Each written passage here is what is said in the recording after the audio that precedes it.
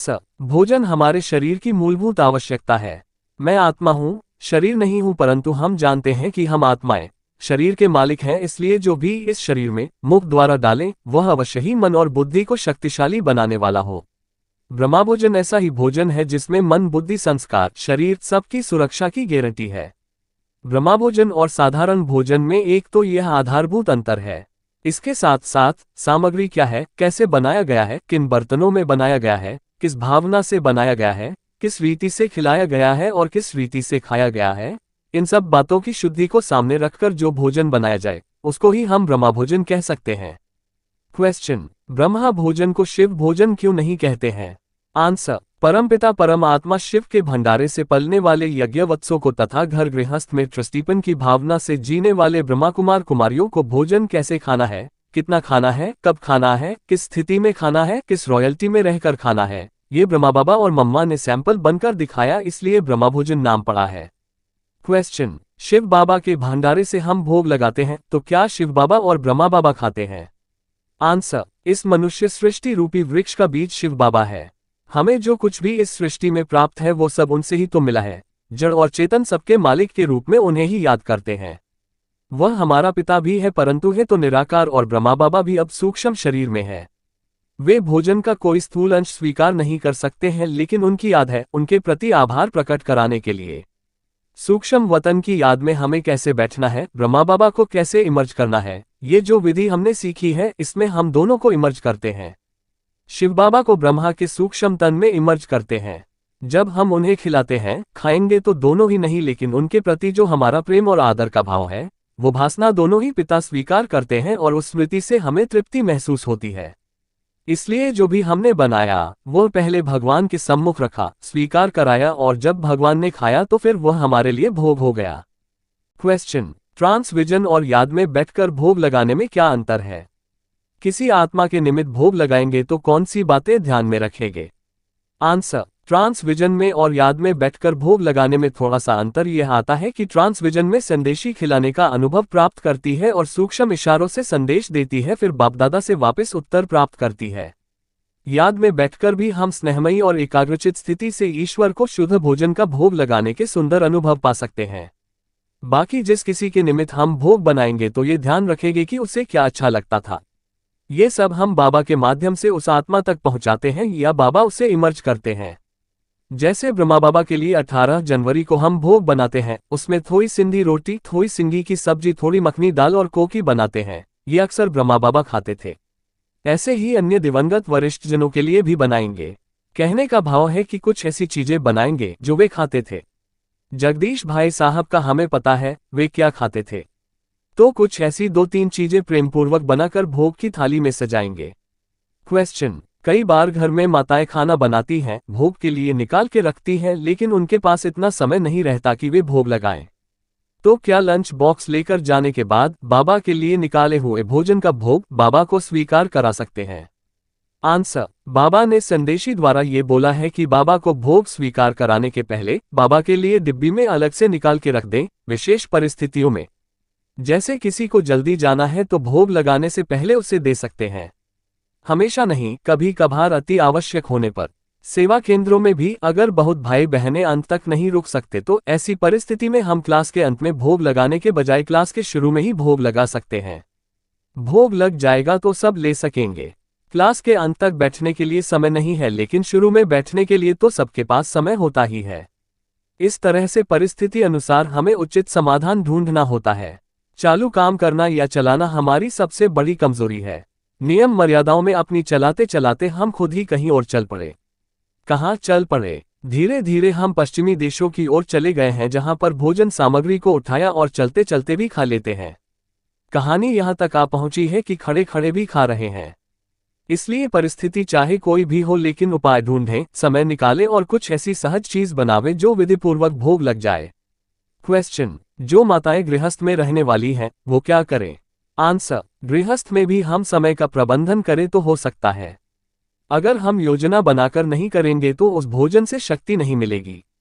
इसलिए प्यार से, चाहे 5 मिनट ही सही, लेकिन भोग अवश्य लगाएं। 5 मिनट कोई ज्यादा नहीं है।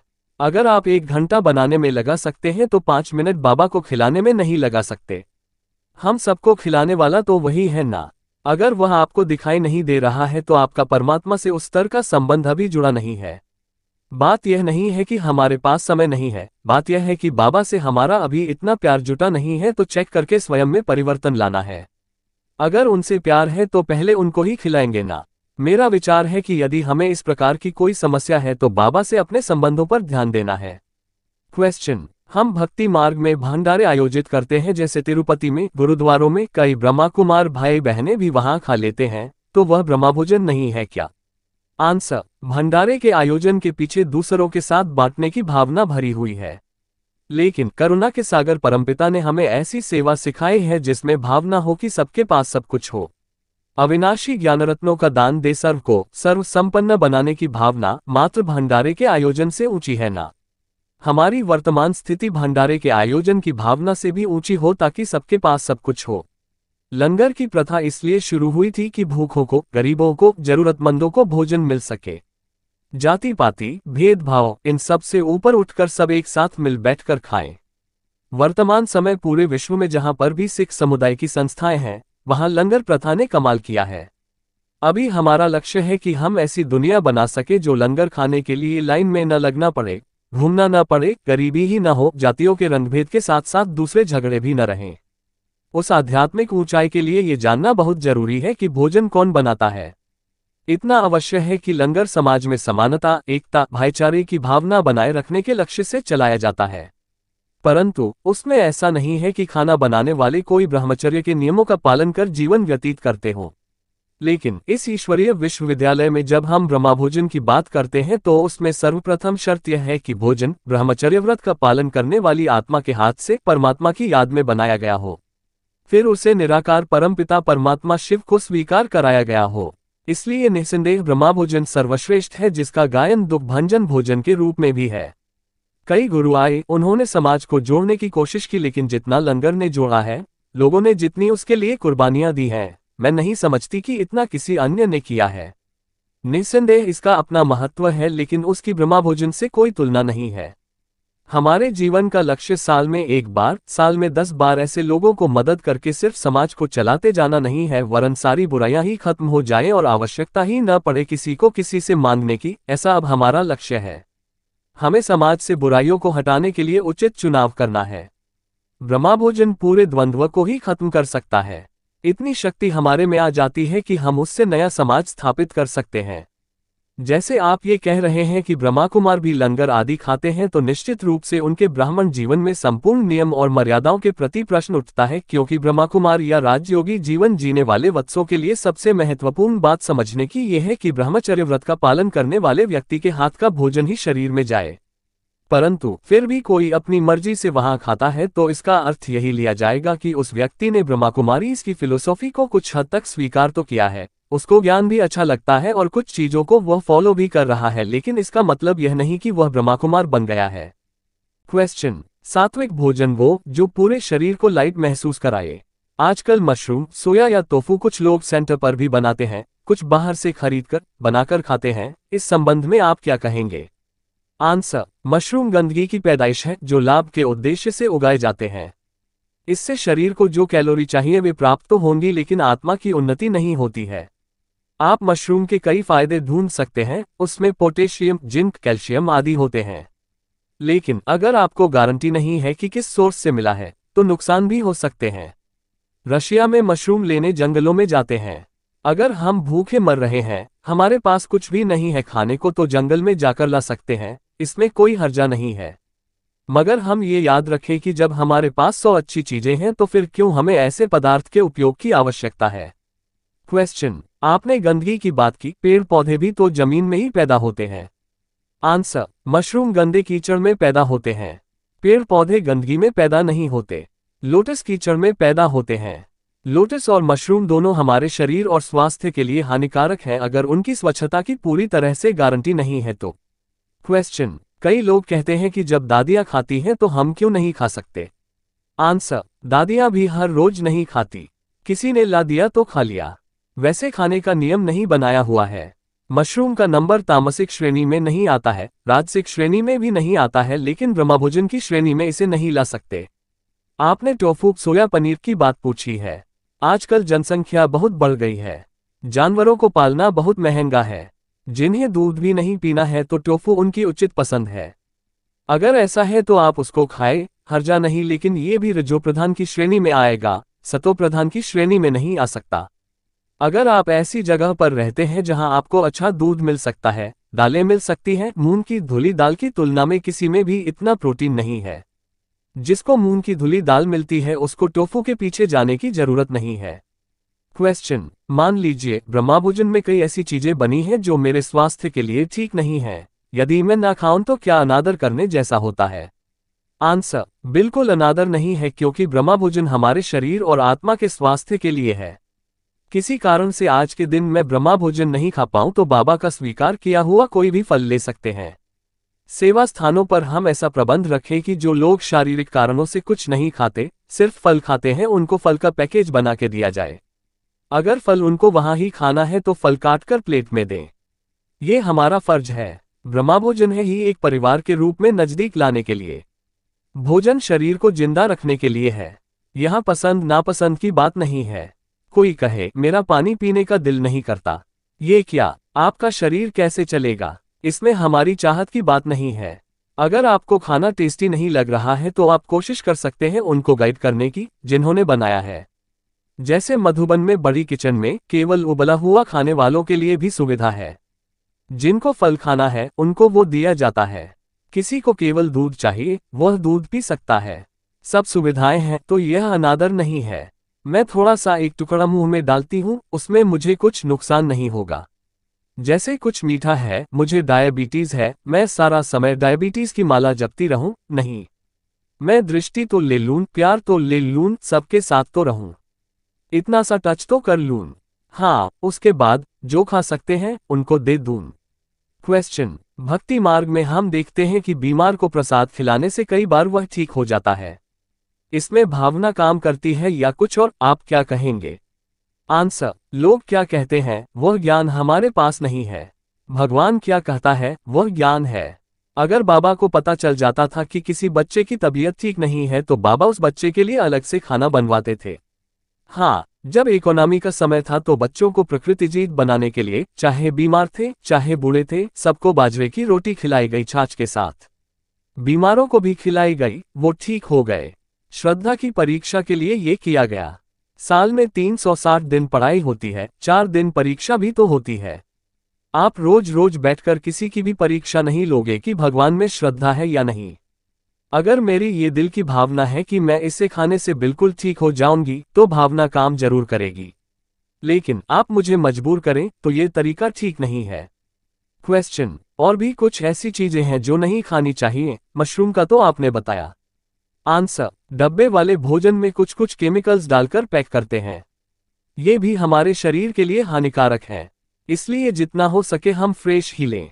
नेचुरल बनाया हुआ अचार सब्जियों का वहां तक तो ठीक है, लेकिन आप उसमें बहुत अधिक नमक डालकर बनाते हैं जो शरीर को नुकसान पहुंचाएगा। इसलिए पुराना बचा हुआ भोजन हो या फिर फ्रोजन फूड, जितना हो सके कम खाना चाहिए। क्वेश्चन, भोजन बनाते समय, खाते समय, भगवान को ऑफर करते समय कैसी स्थिति होनी चाहिए? आंसर, भोजन बनाना भी एक त्योहार है। ऐसा लगना चाहिए कि जैसे त्योहार चल रहा है। अगर आप किचन में हैं तो ऐसा होना चाहिए कि सब किचन में खींच के आ जाएं। अगर ऐसा होता है तो समझो आप भोजन बना रहे हैं। भगवान की याद में खुशी से बनाया जाए। क्यों? क्योंकि भोजन तो अंदर जाएगा। भोजन के द्वारा आप दिलों को परिवर्तन कर सकते हैं। जिनके लिए भी बना रहे हैं उनके प्रति भावना ऐसी हो कि ये सब इतने अच्छे बन जाएं और इनका स्वास्थ्य अच्छा रहे।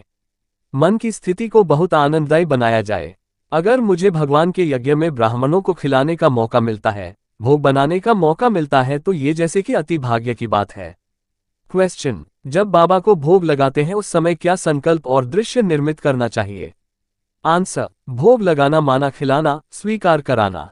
जब हम भगवान को खिलाते हैं तो सबसे पहले भगवान को जिन बर्तनों में खिला रहे हैं वे इतने ही प्यारे व सुंदर हों जैसे कि भगवान सुंदर हैं।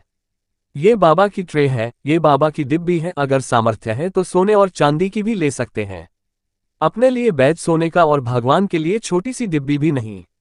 छोटी सी ले लो, 2 चम्मच तो आ ही जाएंगे। चाहेंगे तो हो जाएगा। चलो सोने चांदी की न भी हो लेकिन एक अच्छी सुंदर डिब्बी तो होगी। कपड़ा, ट्रे और फिर जो बनाया है अंदर में नमकीन हो, मीठा हो, चम्मच हो, थोड़ा पानी हो। जैसे हम अपने शरीर के लिए कहते हैं 6 स्वाद चाहिए। तो 6 प्रकार का स्वाद जिसमें खट्टा हो, मीठा हो, नमकीन हो, कसला हो, कड़वा हो और मसालेदार, ये सब चीजें होनी चाहिए। निराकार कल्याणकारी शिव बाबा के लिए सारी चीजें नहीं भी बनाओ लेकिन कम से कम 2 चीजें तो अवश्य ही बनाओ। एक फल तो रखो ही साथ में। भगवान जिसको हम खिला रहे हैं उनके कितने काम हैं। पहले समय तो लो, आप बैठिए प्यार से फिर बताइए बाबा आज ये आपके लिए आपकी बच्ची ने बनाया है। बाबा आपको बताऊं, बताना माना दिखाना। बाबा ये है, ये है, ये है। फिर प्यार से स्वीकार कराना बाबा को। आप ही तो देने वाले हो, आप ही तो हमें खिला रहे हैं। उससे हमारे शरीर को भी बहुत शक्ति मिलेगी। मीठे बाबा आज आपके लिए भोग है। ऐसे संकल्पों से हमें 5 मिनट एक आइटम में, 2-3 आइटम में 10 मिनट स्नेहपूर्वक बैठना है। खिलाओ और देखो कि कैसे परमपिता ज्योतिबिंदु ब्रह्मा के सूक्ष्म तन से बैठकर भोजन को दृष्टि दे रहे हैं, भासना दे रहे हैं। मैं अपने को उस स्टेज तक लेकर आई हूं कि यहाँ संदेशी बैठी हुई है और यहाँ हम भोग लगा रहे हैं। उन दोनों अनुभवों में ज्यादा अंतर नहीं हो। वहां संदेशी अनुभव कर रही है और यहाँ हमें भी वही भासना आ रही है। इतनी एकाग्रता होनी चाहिए, इतना प्यार होना चाहिए। अगर हमें जनरल क्लास में भोग लगाना है तो भंडारा पूरा धुला हुआ होना चाहिए। अगर गुरुवार को भोग बनाना है तो बुधवार को भंडारा पूरा साफ कर लेना चाहिए। अपने भोजन के बाद अंत में कुछ भी बचा न हो।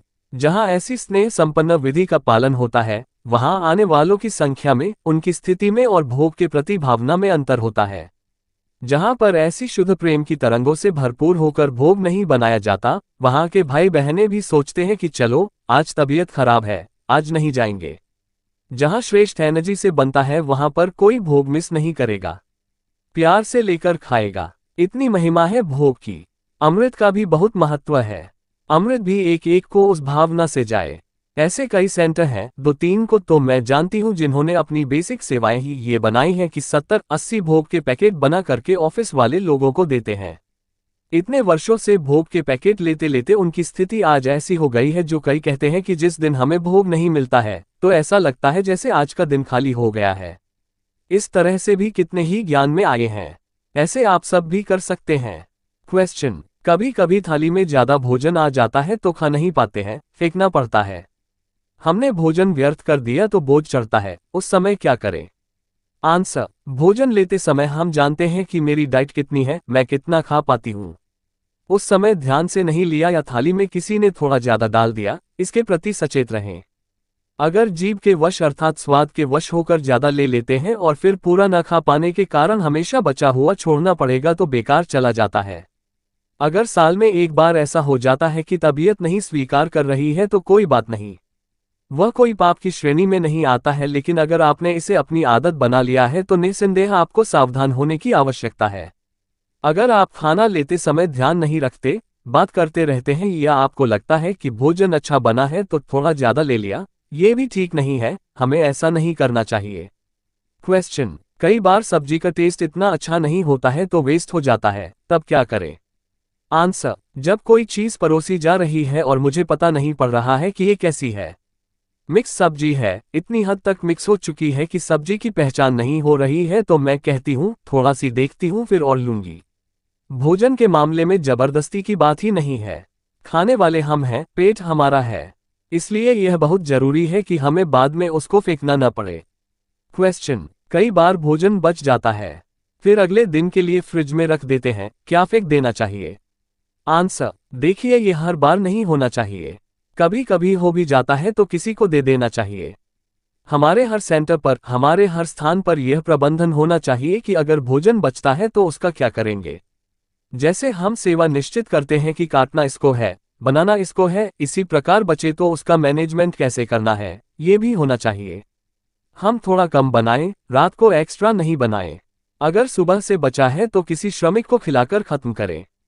यदि आने वाले अच्छे घरों के लोग हैं, नहीं ले जाना चाहते तो आपको फेंकना पड़ेगा। लेकिन रोज फेंकने का मतलब है आप असावधान हैं, आप सही अनुपात नहीं लगा पा रहे हैं कि कितना बनाना है। सही अंदाज लगाने से ही हमारी चिंता मिट सकती है। बाबा हमेशा यही कहते हैं कि कम नहीं होना चाहिए, ज्यादा हो हर्जा नहीं, कम नहीं होना चाहिए, लेकिन इसका भावार्थ ये भी नहीं कि 20 का ज्यादा बना दें, वह नहीं।